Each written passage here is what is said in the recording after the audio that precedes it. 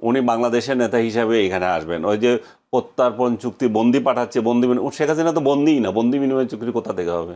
উনি কি বন্দি আছেন ওইখানে যে বন্দি আমি বস্তা পরে পাঠিয়ে দিচ্ছি? জনাব আনিস আলমগীর, আপনি কি বলবেন যে আপনি বোঝার চেষ্টা করেছেন যে শেখ হাসিনা বিদেশে বসে রাজনীতি করতে পারেন, ও যেহেতু অন্য অনেকেই রাজনীতি করেছেন, যে আপনি প্রধানমন্ত্রী তারেক রহমানের কথা বলেছেন, কিন্তু যে আজহারি হেলাল বলছেন 1/11-এর সাথে 24-এর অভ্যুত্থান মেলানোটা এটা রক্তের সাথে বেইমানি। আপনি যেটা মন্তব্য করেছেন এটা একটি যুক্তি আছে, দুইটা তো এক না। কিন্তু আমরা যেটা দেখছি যে আসলে শেখ হাসিনা কেন প্রাসঙ্গিক হয়ে যাচ্ছে এখানে, প্রাসঙ্গিকটা হয়ে গেছে এটা আসলে যে বিগত সরকার যারা ইউনূসের সরকারই এটা করে দিয়ে গেছে। যখন আপনি তাদের রাজনীতিকে নিষিদ্ধ করে দেন, এখানে তাদের কার্যক্রম সম্পূর্ণভাবে অফ করে দেন, এবং শেখ হাসিনা ছাড়া তাদের আর কোনো নেতা নাই সামনে। তো বারবার শেখ হাসিনা আসে, শেখ হাসিনা থেকে নির্দেশের কথা আসে। এখন যদি রাজনীতিতে এমন হতো, পরাজিত শক্তি, পরাজিত রাজনৈতিক নেতা, সে গন কেস, তাকে নিয়ে চিন্তা নাই, কিন্তু রাজনৈতিক মতাদর্শ রয়ে গেছে, তাদের দল রয়ে গেছে, তারা তাদের মতো রাজনীতি করতে পারে। এখানে যারা অপরাধ করেছে তারা এখানে থাকবে না।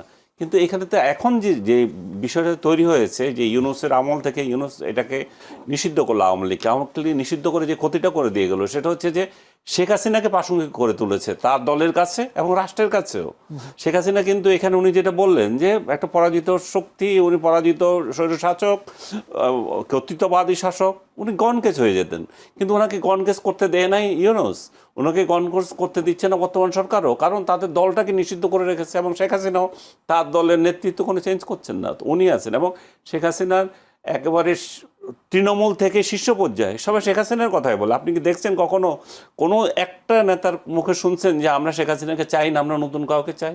তো একটা দল এমন একটা মেন্টালিটিতে তৈরি হয়ে রয়েছে, এখন শেখ হাসিনা ছাড়া তাদের কোনো উপায় নাই, তারা এই রাজনীতি করবেন এবং এর বাইরে যেতে পারবে না।